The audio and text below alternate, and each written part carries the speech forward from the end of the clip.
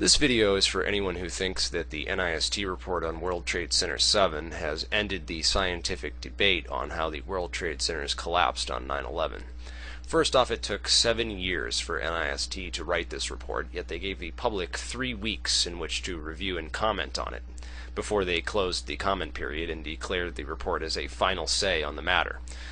Although the report took NIST 7 years and over 200,000 man-hours of labor to produce the 10,000-plus page report, they somehow felt that 3 weeks was a reasonable time period for a public scientific review of the document. Well, I've just now finished reading the report, and here's a few of the things I found. The Floor 12 fire simulations on page 383 show raging infernos across the entire north side of the building. Yet we have earlier reports and investigations that contradict these upper layer air temperatures depicted in NIST's simulation. L26 of NIST's interim report on World Trade Center 7 states that around 4:45 p.m. a photograph showed fires on floors 7, 8, 9, and 11 near the middle of the north face. Floor 12 was burned out by this time. So we have NIST stating on one hand that Floor 12 was burned itself out at 4:45 p.m. And then on page 237 of NC Star 1-9, NIST contradicts itself with figure 5-152, where they claim that this unknown source photograph was taken at 5 o'clock p.m. and shows 2 fires in the windows that comprise the northwest corner of floor 12. NIST states that they used shadow analysis to determine the time of this photograph and that it was taken with an estimated margin of error of 10 minutes. 10 minutes using shadow analysis, but they never show this shadow analysis or the error analysis thereof. Not very scientific at all, sorry. The next blatantly anti-scientific and factually unsupported part of the NIST report is the combustible fuel loading on floors 11, 12, and 13.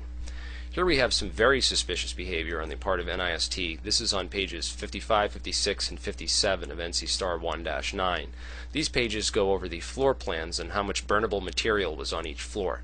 On page 56 in the original public release document, NIST states in paragraph 4, sentence 3, that the combustible fuel loading for floor 13 was described as high by interviewed American Express managers.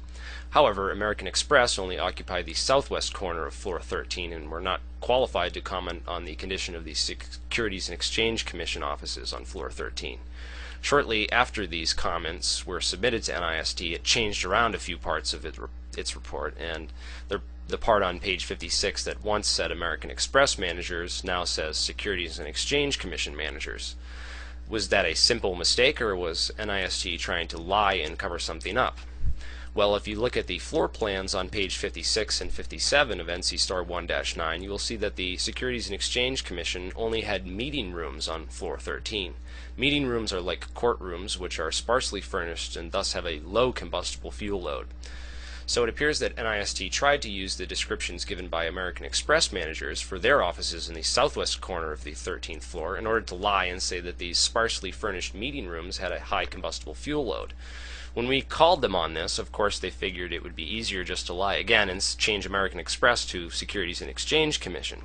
We're going to have to file a Freedom of Information Act to get these interviews with whatever managers NIST is actually talking about.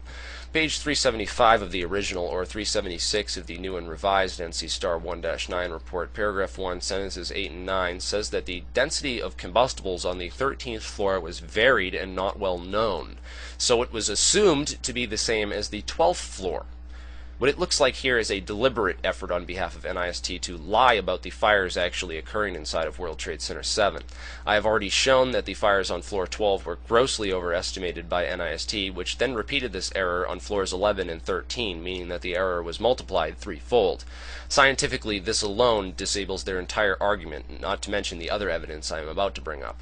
This casts serious doubt upon the veracity and honesty of NIST's lead engineers John Gross and Shyam Sunder for why they have apparently avoided all normal fire investigation protocols and procedures, and why they would bother to perform a completely pathetic analysis for thermite and explosives. First, NIST assumes that RDX is the only possible explosive that could have been used to demolish World Trade Center 7. They chose RDX because it has a high concussion which can be heard over a mile away, and then they used this property of RDX to rule out the use of explosives altogether. Secondly, NIST rules out thermite demolition because they claim that thermite can only be used to cut horizontal columns.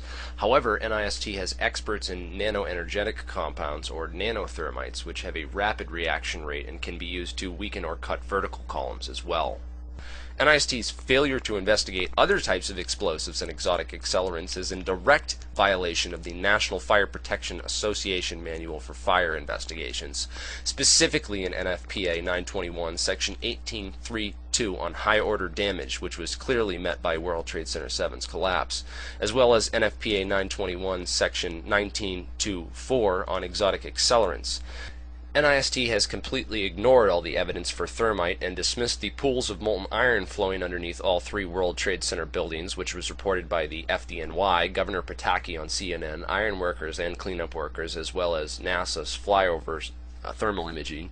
Furthermore, Appendix C of the FEMA report shows several diagrams which indicate highly unusual formation of a liquid eutectic, intergranular melting, and erosion of the World Trade Center steel from the collapse.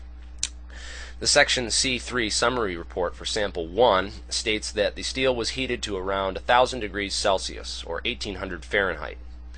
It also states that steel liquefied at these temperatures due to the formation of the eutectic, which dramatically lowers the melting point of steel. Whoever told you that the sulfur in the steel came from drywall lied to you. The evidence is right here in the FEMA report. The failure to follow NFPA protocol, the total lameness of the argument against explosives or demolition, and the failure to follow recommendations in Section 6 of Appendix C of the FEMA report, where FEMA scientists say that it is also possible that the erosion of the steel started prior to collapse and accelerated the weakening of the steel structure, stated right in their suggestion for future research. I have asked 9/11 Truth's legal action team to investigate NIST to see if they have broken any state or federal laws which they can be prosecuted for.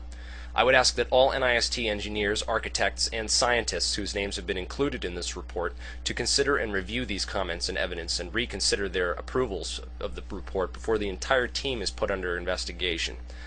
This is not a joke anymore. It's been 7 years since 9/11 and we still don't have answers. The lies stop now. All your debunking arguments and name-calling end here. This is where NIST, or another competent organization, performs a real scientific investigation to show us every tiny detail of how these buildings were demolished by exotic accelerants and proves once and for all the truth about 9/11. NIST was already forced to admit to near free-fall acceleration, seeing as any high school physics student can download the free Physics Toolkit software from physicstoolkit.com and analyze the speed at which all three World Trade Center buildings come down. Another inconveniently unique characteristic of the three largest structural engineering failures in history, which any real scientist will find extremely difficult to explain without controlled demolition. We also have multiple reports of foreknowledge of collapse. This is really strange because according to NIST, A, no tall building in history had ever before collapsed from fire alone, and B, the collapse was a result of a series of accidental and unpredictable mechanical failures. So logically, this collapse should not and could not have been predicted.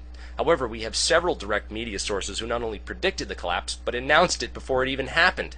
The BBC video, of course, but more importantly, CNN's Aaron Brown got a report that, quote, World Trade Center 7 is on fire and has either collapsed or is collapsing. Here's an interesting timeline of events based on CNN. And finally, I can't end this video without talking about the suspicious power downs and evacuations at the World Trade Center which happened the weekend before 9/11, as reported by Scott Forbes and Ben Fountain, and the fact that Marvin Bush and Wirt Walker III sat on the board of directors for the company which ran electronic security for the World Trade Centers. This represents a time window where explosive or accelerants could have been placed inside the buildings by people with direct connections to an administration who has used 9/11 as a pretext for a 7-year crime spree of global proportions. Are you ready for a real 9/11 investigation? I know I am.